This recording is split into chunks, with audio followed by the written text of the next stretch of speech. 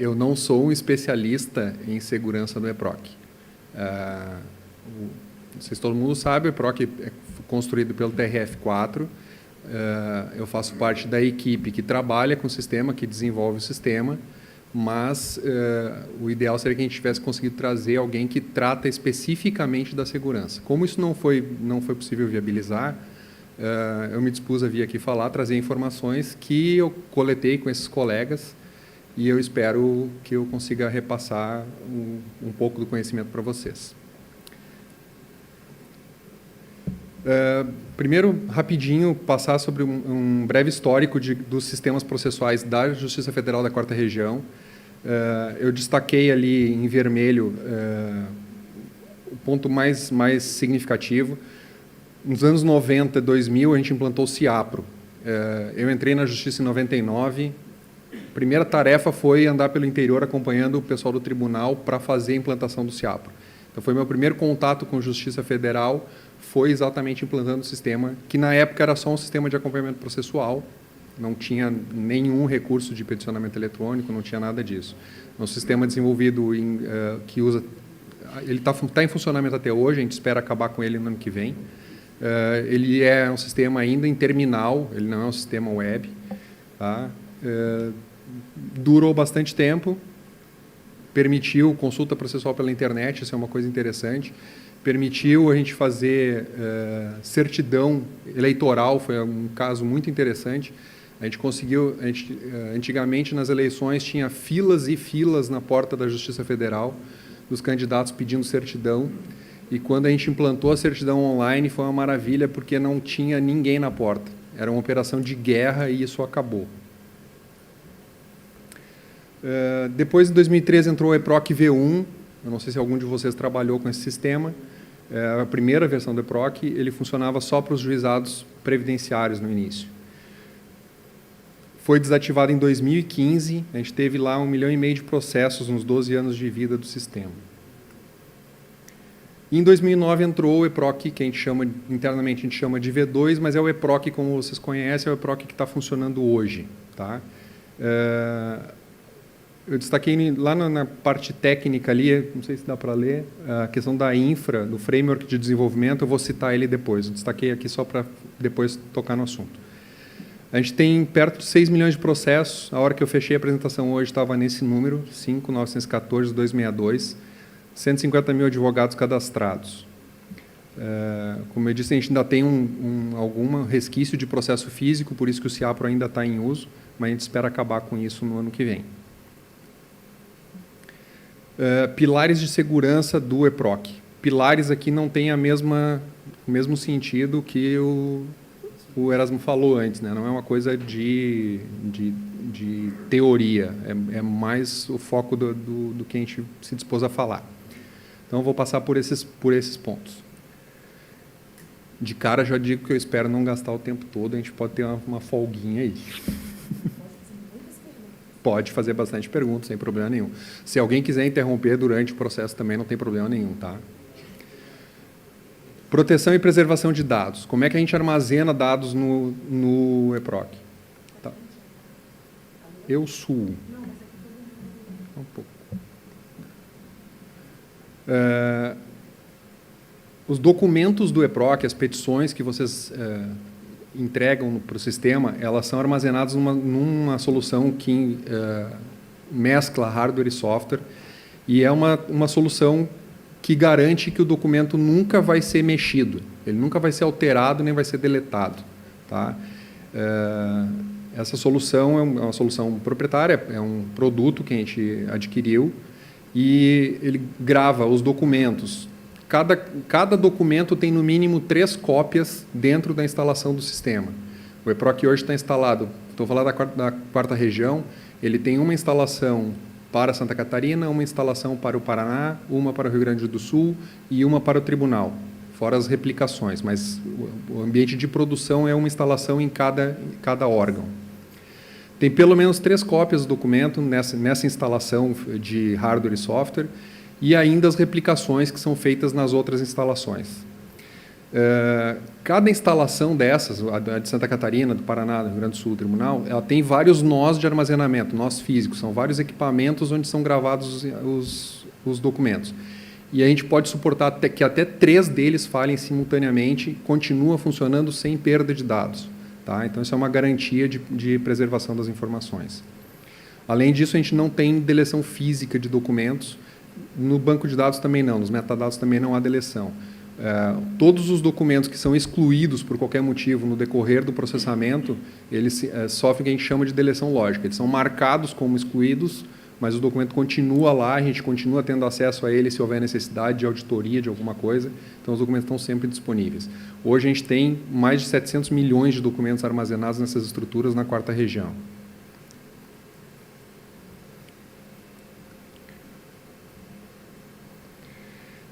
No banco de dados, como eu tinha falado, a gente tem uma estrutura que a gente chama de master slave. Basicamente, isso é uma cópia principal, é o banco de dados principal e uma cópia secundária, que é sincronizada de forma automática. Então, tem uma pequena diferença de tempo, os dados que são gravados no banco de dados principal, em seguida eles estão copiados para a cópia. Além disso, a gente tem a questão de backups, tem várias cópias, em vários níveis, em várias mídias. Tá? Tem níveis e níveis e níveis de cópias de segurança. Então, sem entrar no detalhe técnico, eu fiz uma ilustração simples ali. Primeiro nível, a gente tem as 3 últimas versões do banco de dados. No segundo nível, as 14 últimas versões do banco de dados. E depois a gente ainda tem as 4 últimas semanas, 12 últimos meses e os 5 últimos anos. Tudo isso está disponível dentro da estrutura e a gente consegue recuperar o banco de dados e retornar à situação do sistema a qualquer momento que precisar, numa necessidade específica. Opa. Sobre disponibilidade. Passei demais agora, eu acho. Vamos lá. A gente tem um histórico de mais de 98% de disponibilidade no sistema. Normalmente, quando acontece alguma indisponibilidade, é uma coisa rápida, mas o nosso acordo de serviço prevê que mais de meia hora com o sistema fora do ar, naquele período de uso, é considerado suspensão de prazo. Então, mais de... Oi? Meia hora. Tá? E eu não me lembro de cor os horários de disponibilidade, mas nós da TI sofremos muito com esse nível de serviço. Tá? É um estresse grande a gente conseguir fazer as rotinas de manutenção, mantendo essa disponibilidade. Esse é um dos grandes desafios que a gente tem com relação ao EPROC, é suportar esse nível de serviço que a administração resolveu oferecer para a comunidade. Além disso, a gente tem monitoramento constante, a gente tem ferramentas que monitoram a estabilidade do sistema, a gente tem robôs que ficam checando, né, aplicações que ficam checando se o login está funcionando, se determinado recurso está no ar. Quando alguma coisa disso dá errado, dispara um alerta para uma série de pessoas, registra. Né? Então, a gente não tem pessoas, nós não temos mão de obra disponível para ficar o tempo todo alguém lá olhando, mas tem esses disparos de alerta que servem para atacar alguma frente de trabalho que precise ser atendida. Eu não sei se para vocês está aparecendo, eu não estou enxergando, não vou citar os números. Tá?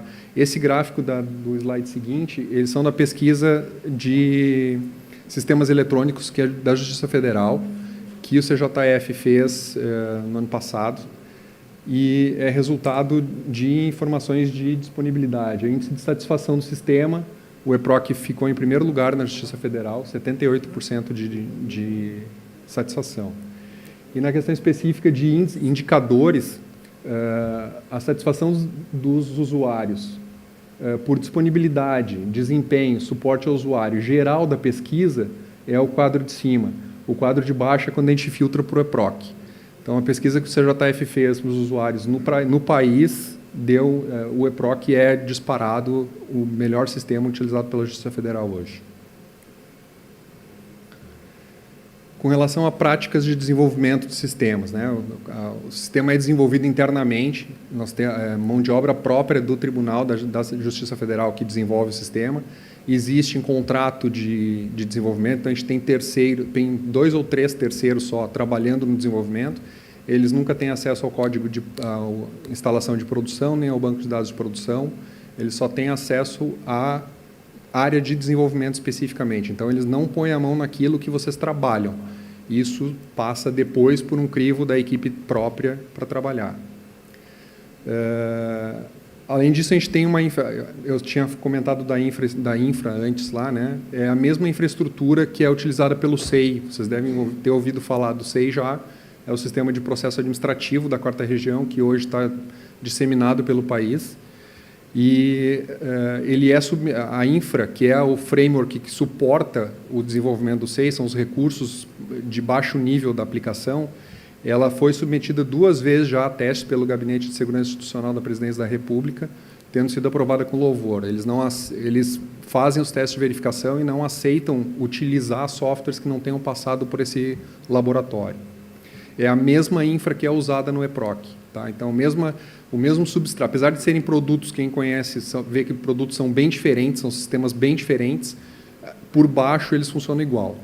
Tá? Revisões frequentes do código buscando vulnerabilidades. Então, a gente tem esses monitoramentos, nos permitem identificar, às vezes, pontos de falha e, com frequência, o time fica revisando o código, se abre trechos de código mais complexo e revisa e refaz para buscar problemas e entender, corrigir esses problemas.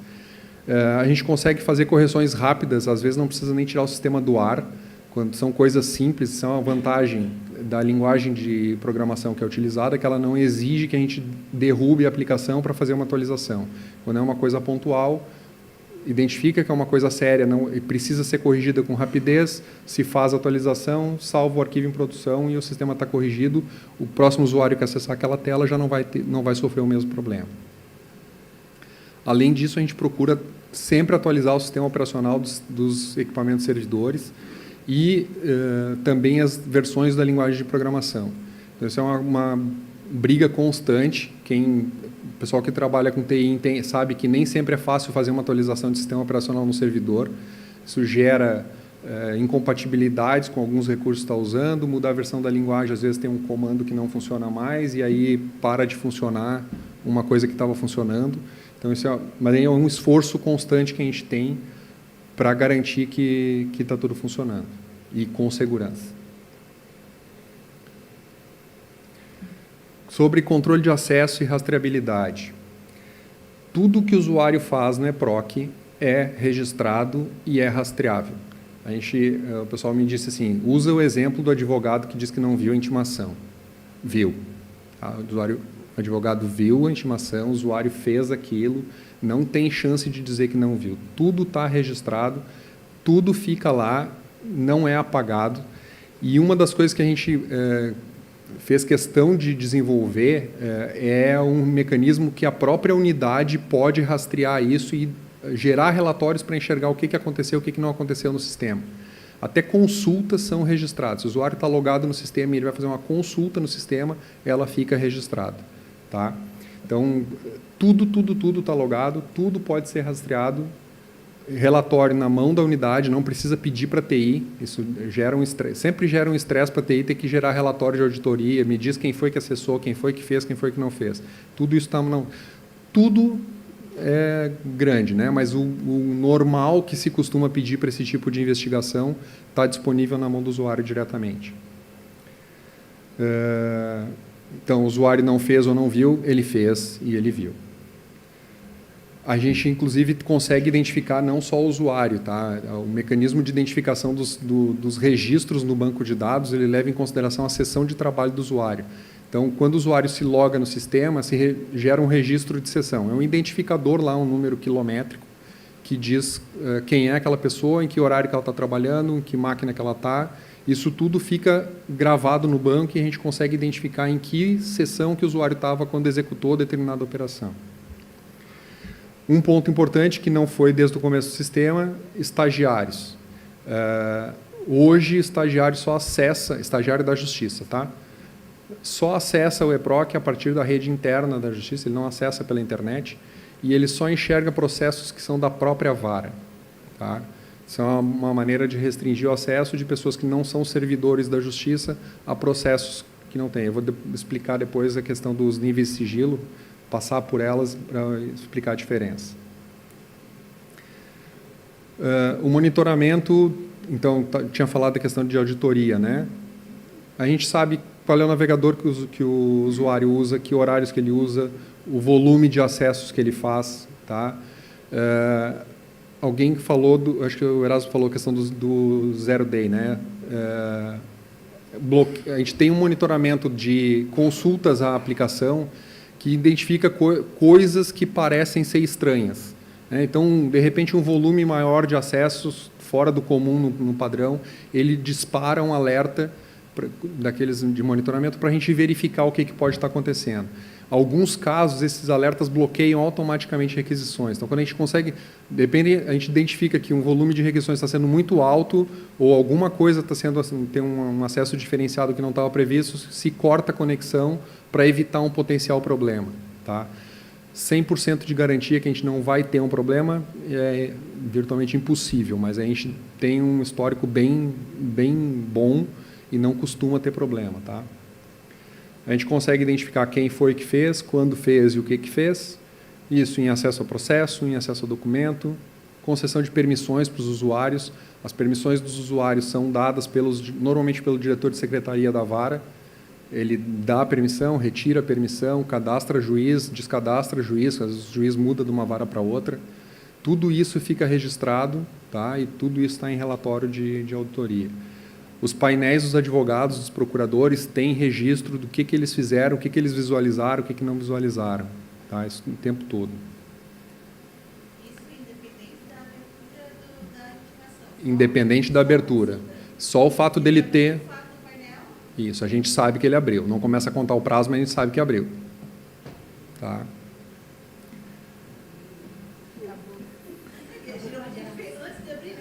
Isso, mas isso a gente tem lá, acho que é 10 dias, né? Tem os 10 dias de brinde da contagem de prazo, né? Isso é uma briga grande, né? Tem um monte de gente que quer acabar com esses 10 dias de brinde e um monte de gente que defende que tem que continuar os 10 dias de brinde. Então, os 10 dias de brinde estão lá, eles continuam, não, por enquanto, pelo menos por enquanto, ninguém está decidindo tirar. Mas a gente sabe que foi visto antes do prazo, tá? Isso. Eu não vou entrar no detalhe de falar sobre todos os níveis de sigilo, tá? Mas esses são os níveis de sigilo que existem nos processos do EPROC.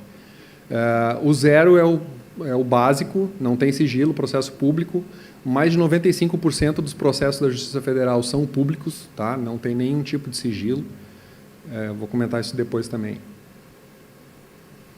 Nível 1, advogado ou procurador e os usuários internos, tá? Os usuários internos... se for estagiário, só enxerga o processo da própria vara em que ele está cadastrado. Servidores têm acesso ao processo de outras varas também. Tá?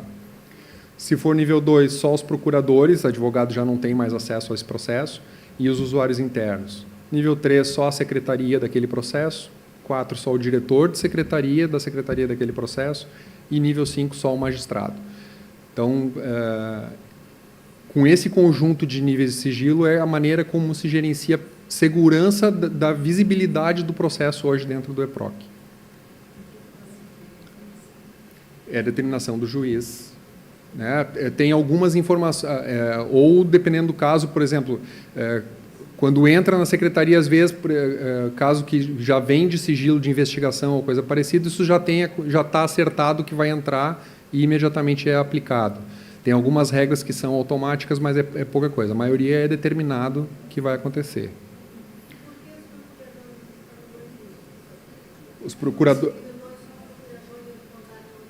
Porque os processos... Aí é o caso aquele que eu não vou saber te detalhar, tá? Mas os procuradores têm prerrogativas diferentes em determinados processos que os advogados não têm.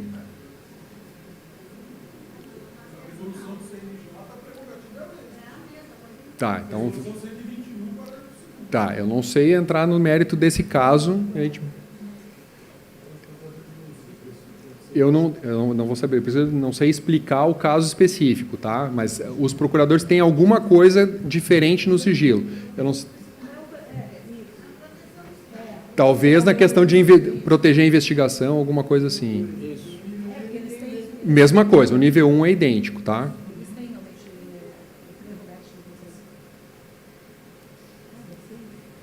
Aí, achei o último tópico para eu falar, comentar a questão do certificado digital. O EPROC não exige certificado digital. Tá? Existe a opção, quem quer usar pode usar, mas ele não exige. Isso normalmente gera alguma discussão. Tecnicamente, a gente sabe que o certificado, em tese, deveria dar uma garantia maior, mas ele traz uma série de problemas que estão complicados de se resolver tecnicamente hoje. Tá? A questão de falha de funcionamento nos navegadores é um caso muito sério. A versão do Java tem uma série de coisas que implica a utilização do certificado digital, e isso é um dos motivos por que o EPROC não exige certificado digital. E um fundamento histórico disso é essa avaliação que o TCU fez em 2009 nos sistemas internos deles, que mais de 90% dos chamados de TI relativos aos sistemas do TCU naquela época eram decorrentes de problemas com o funcionamento do certificado digital no sistema. E aí o TCU decidiu flexibilizar o uso do certificado digital, ele parou de exigir o certificado digital. Tá? Então, esse é um dos motivos. Um outro motivo importante é a questão da ECP Brasil. A ECP Brasil está configurada de um jeito que o resto do mundo não gosta muito. Então, isso gera um problema. A gente não consegue, por exemplo, de maneira fácil, instalar um computador, deixar um computador configurado previamente, sem nenhuma intervenção, para que funcione com o certificado digital. A cadeia de certificação da ECP Brasil não vem embutida nos navegadores hoje por default, a gente tem que interferir no navegador para fazer isso, e se ela não está lá, o certificado não é reconhecido, não funciona, então gera uma série de problemas. Como eu tinha dito, mais de 95% dos nossos processos são públicos, então a fiscalização pública em cima dos processos da Justiça Federal é uma coisa extraordinária. Tá? Os casos da Lava Jato são emblemáticos. A decisão é assinada e em 30 segundos ela está na mídia, está todo mundo controlando o processo, e não acontece só na Lava Jato, mas ela é o maior expoente. Né? Então, a gente não tem um histórico, por exemplo, de questionamento, gente dizendo que não fui eu que fiz a ação no sistema, que é uma das características do certificado digital, a questão do não repúdio. Nós não temos caso de alguém dizendo não fui eu que fiz, isso aqui foi enxertado lá. A temática de exigir certificado digital, ela está no que a gente chama de backlog, na lista de pendências lá. É uma discussão que não acabou, ela continua acontecendo, mas ela nunca ganha prioridade nos fóruns de usuários. Então, é uma coisa que está lá, esperando um dia alguém ter alguma coisa para fazer, mas normalmente os usuários reclamam outras coisas e não isso. Tá? E os usuários não são só usuários internos. Né? O EPROC leva muito em consideração a OAB, as procuradorias. Então, os fóruns de usuários não estão demandando o uso da certificação digital de maneira obrigatória dentro do EPROC. Por favor. Até porque o que eu tinha de tópico para tocar... Não ligou. Agora sim. Olha só, nesse ponto aqui, você falou que a gente só estou perguntando porque você falou que poderia. Passa, né, entre os advogados, entre grupos de estudos, principalmente a Comissão de Inclusão Digital, imagino que a presidente ela deva receber esses questionamentos. Quando se diz que optou-se por não para flexibilizar, utilizar login e senha e descartar uma certificação digital que obrigatoriamente já era, mas cada vez mais cartórios, relações entre empresas, contratantes, prestadores de serviços, todos os smart contracts, todos eles estão hoje ainda, não falando de uma tecnologia blockchain, que daí com certeza ela vai derrubar de uma vez a questão de certificação digital, mas hoje ela impera sobre uma sobre uma diretriz de que, sob o ponto de vista de segurança da informação, o certificado ele é mais seguro. Quando eu olho para essa informação, eu fico com essa dúvida. Eu imagino que outros colegas tenham também essa dúvida. Como que está esse? Como que vocês enxergam isso? E se a Justiça Federal, se você pode dizer, se isso não for uma questão de sigilo, se os números, os acessos, as invasões no sentido do sistema, como que é esse nível? É isso? Não há registro de invasão, a não ser que o Erasmo tenha acessado e não nos dito. Mas a gente não tem histórico, tá? Não está escrito ali, mas eu posso falar, não vou entrar em detalhe, mas não há registro de invasão, a gente não tem registro de invasão. Não existe isso. Eu não quis trazer aqui detalhe muito técnico da infraestrutura de segurança da informação, hardware e software que está por trás do EPROC, tá? Que, na verdade, garante toda a nossa infraestrutura e não só o EPROC. A gente tem uma série de mecanismos de defesa, né, eletrônica para garantir que não haja problemas. Independentemente disso, o acesso ao EPROC é um acesso que é bastante controlado. Todos esses registros de rastreabilidade, identificação dos eventos que os usuários executam, o monitoramento de acessos, gente, por exemplo, assim, tentativas de trocas de senha repetidas, né? Potencialmente um ataque de força bruta tentando quebrar a senha de algum usuário. Deu 5 ou 6 tentativas naquele mesmo login de usuário, simplesmente não vai trocar mais, ele vai ficar bloqueado, não vai acessar. Tá? Então, a gente não tem não sofremos invasão para registrar. A gente tem mecanismo para se identificar isso, se tratar, mas não há registro nesse sentido. Tá?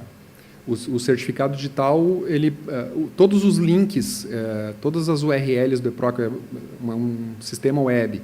Então, cada clique que tu faz, ele direciona para um endereço, né? Todos esses links, todas as páginas acessadas, elas têm um identificador codificado lá. E se tu abrir a tela no navegador e depois abrir na outra diferente, ele vai ter choque dessa segurança e o sistema identifica isso. Tá? Então, o link, todas as páginas são... o primeiro comando de todas as páginas do EPROC é checar o link, o hash do endereço. Não existe programa do EPROC, tela do EPROC que não tem essa verificação.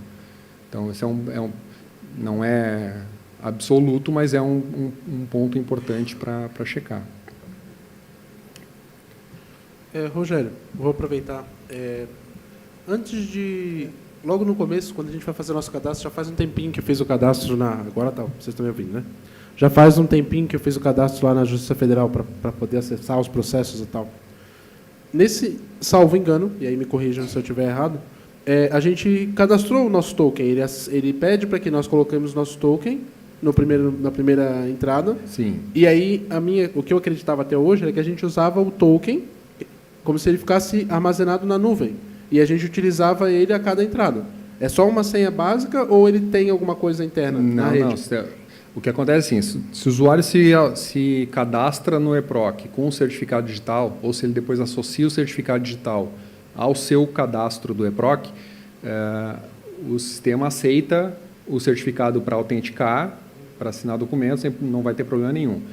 Se o usuário, na primeira vez que ele vai se cadastrar, ele usa certificado digital, ele não precisa levar a documentação para comprovar que é ele mesmo na justiça. Tá? Quando o usuário prefere não usar o certificado digital, aí a gente funciona quase como uma autoridade de registro de uma certificadora digital. Ele vai ter que levar presencialmente numa vara federal a documentação para provar que ele é ele, para que o cadastro dele seja liberado.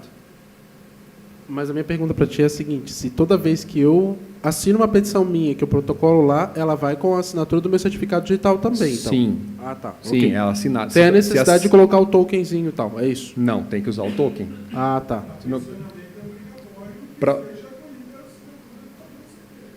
Então, não, o EPROC não exige certificado digital para peticionamento. Não. Não.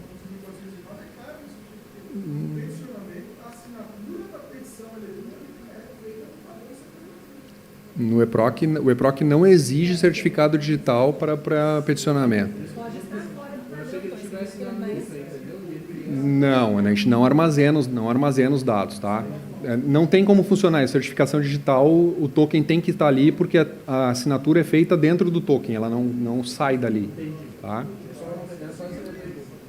Rogério, posso fazer uma consideração? Por favor. Ok. A Lei 11.419, de 19 de dezembro de 2006, ela diz o seguinte, no seu parágrafo 2º, para o disposto nessa lei, considera-se Inciso 3. Assinatura eletrônica as seguintes formas de identificação inequívoca do signatário. A linha A. Assinatura digital baseada em certificado digital emitido por autoridade certificadora credenciada na forma da lei específica. A linha B.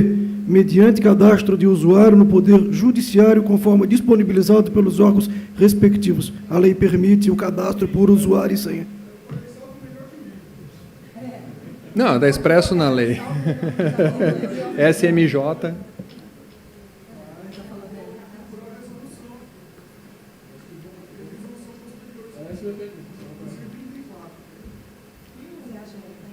Por favor.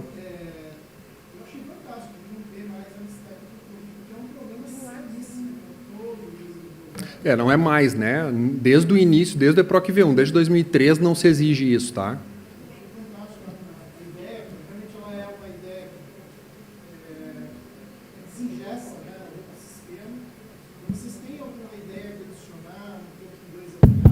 Sim, isso está sendo... Tá, repete. Perfeito. Bem, primeiro, elogiando, eu achei fantástico tudo que você falou até aqui, a questão da guarda dos logs, backup, alta disponibilidade, mudar sistema em tempo real sem impactar no usuário, isso é fantástico. Achei, assim, a atualização de código-fonte, sem dúvida, fantástico. Tá? Eu perguntei essa questão do 2FA porque realmente não faz muito sentido a gente perder tempo tentando acessar um sistema e ter que necessariamente precisar de um token. Basta você ter usuário e senha, passa a ser responsabilidade do usuário e ter uma camada a mais de proteção, que não seja a captcha, né? Porque ninguém adora a captcha aqui, acredito eu, mas usar o 2FA já daria uma camada de proteção que prova que quem acessou foi o dono daquele aparelho celular, que é dono do token, que está registrado em cima de vocês. Isso é um estudo já... Isso já está sendo trabalhado como implementar, tá? Não tá no forno para sair, mas está sendo trabalhado. Tá? Obrigado. E a discussão sobre como usar a blockchain está começando a se pensar como utilizar a tecnologia. Mais alguém? Então, eu vou passar efetivamente para o último tópico. Eu voltei aqui para não estragar a surpresa, porque tem um quê de reclamação da TI da Justiça Federal com relação a isso, que são a questão da orientação ao usuário, que a gente entende que é uma prioridade grande, que a gente entende que é um pilar de segurança, é o mais importante de todos. Como o Erasmo falou, o problema não está no sistema, o problema não está em usar ou não usar certificado digital, o problema está no usuário que está acostumado a entregar a senha para o estagiário, que está acostumado a entregar o token. Eu já fico até me dá calafrio, porque o meu carrego aqui, nem a minha esposa sabe a senha. Entregou o certificado digital, é não repúdio, legal. Então é o seguinte, o cara vai no cartório com o teu certificado, transfere os bens para ele e um abraço. E a gente da TI fica apavorado quando a gente vê um advogado entregar a senha do token ou a senha do usuário do sistema para alguém fazer alguma coisa em seu nome. A gente fica apavorado com isso. O cuidado de exclusão de permissão quando o usuário sai da unidade, os diretores de secretaria que gerenciam, então eles têm conhecimento disso. As senhas pessoais intransferíveis, isso está no termo de que o usuário assina quando aceita trabalhar com EPROC. Mas a gente está enfrentando um problema sério, que é a questão dos robôs de consulta processual. A gente monitora isso, e dentro daqueles monitoramentos estão os robôs de consulta. Os volumes de consulta são absurdos. Tá? O maior consumidor de banda de internet da Justiça Federal hoje é robô de consulta processual. Isso gera um problema operacional para a gente, porque a gente precisa garantir a banda, né? Senão a gente separa as máquinas que atendem consulta processual, não são as máquinas que o usuário trabalha. Então, se degrada a performance da consulta porque tem muita consulta, não prejudica o usuário que está trabalhando, a gente toma esse cuidado. Mas o que nos chama muito a atenção é que existem muitos desses robôs que estão acessando o sistema com o login e a senha do usuário.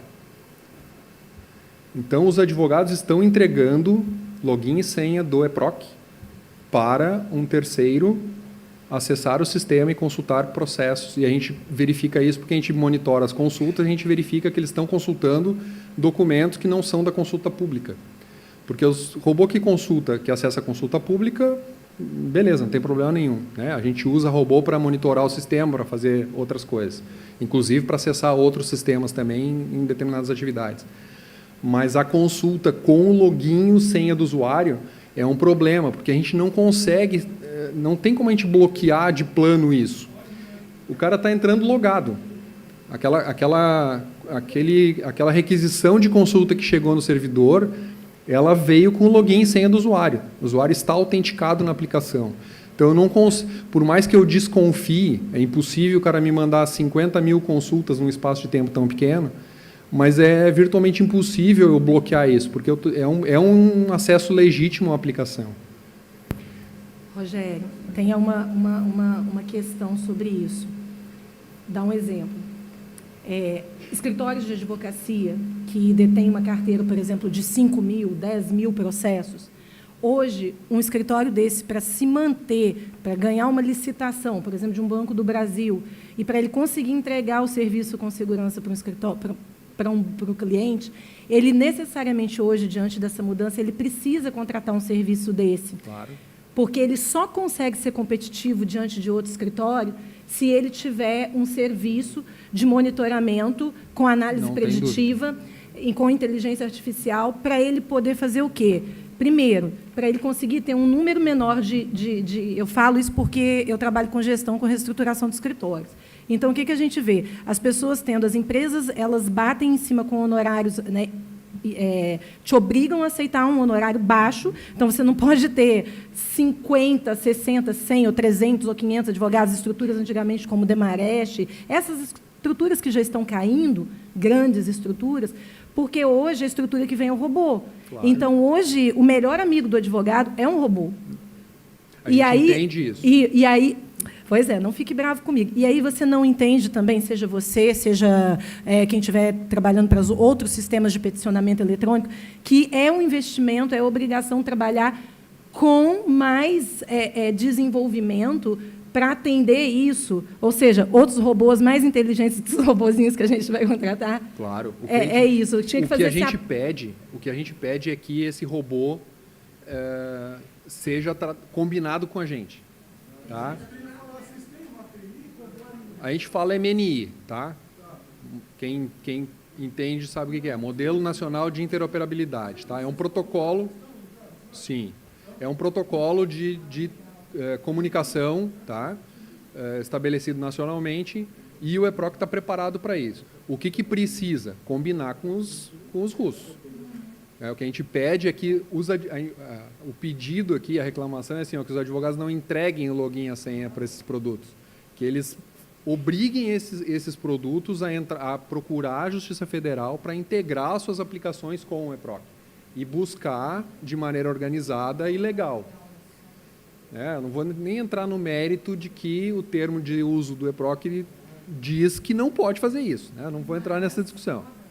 Mas os advogados estão fazendo, a gente percebe isso no monitoramento dos acessos. Então, esse é um...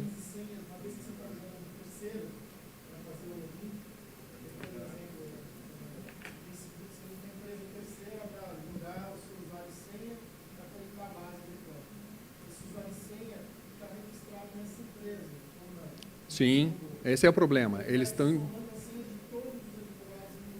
Essas empresas estão com o login e senha do advogado, tá? Do procurador ou de quem quer que seja. Qual é o problema? Se alguém mal intencionado pegar essa base de dados e acessar, se fizer um robô que acessa o sistema e peticione em nome do advogado, eu não tenho como saber que não foi o advogado. Tá? É impossível. É a mesma coisa que entregar a senha do token para o estagiário. Foi você que fez. Só deixa eu te interromper rapidinho. Quando o Erasto falou, alguém não escutou aí atrás? Dá para ouvir tranquilo? Dá para ouvir? É porque daí a gente não usa o microfone mais, se não for necessário, né? Tem que ficar alguém falando. Pode ser? Então, perfeito. Então, na verdade, a preocupação é essa, é que estão entregando login. Assim, se alguém pedir para vocês o cartão e a senha do banco, ninguém vai entregar, né? Mas estão entregando o login e a senha do EPROC para o robô usar. Né? A gente entende que o fim é necessário, né? O robô é necessário, o volume de processos é absurdo, 6 milhões de processos nesse tempo aí, crescendo Se a gente entrar na página do EPROC, qualquer página da 4ª região, o número já aumentou lá, né? Então, não tem como tratar de maneira manual isso. Na realidade, só assim, complementando, assim, o que a gente deve pensar, do seu ponto de vista de responsabilidade civil dessa transferência dessas informações, é que, se eu contrato uma empresa, né, ou um desenvolvedor que trabalha com um robô, eu tenho que cuidar de como desse contrato, dessa minha relação contratual com esse prestador de serviço, para que possa mitigar, minimizar esse risco. Porque não é toda e qualquer empresa ou todo e qualquer desenvolvedor que trabalhe com um robô que eu possa confiar que vá utilizar devidamente aquela minha informação, porque a informação vai ter que ser passada, né? Porque o robô vai precisar receber a minha... Não, Sim. a gente imagina que tem maneiras de se fazer Diferente? diferente, tá? Existe forma de fazer. A gente até já bolou maneiras de fazer, só que ninguém veio nos procurar para usar. Então, a gente não implementou.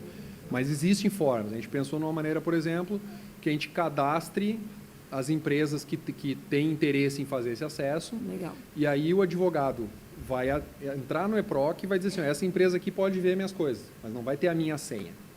Ela vai poder ver as minhas coisas, vai poder consultar tudo que eu quiser, checar minhas intimações, não sei o quê. Se eu quiser, por exemplo, não sei se vai chegar nesse nível, mas se quiser gerenciar minhas intimações, pode ser que gerencie minhas intimações, mas assinar uma petição, não, né? Mas hoje não tem como a gente não tem como separar o joio do trigo, porque vem uma requisição assinada, é o advogado que está acessando. Beleza? Gente, obrigado pela paciência.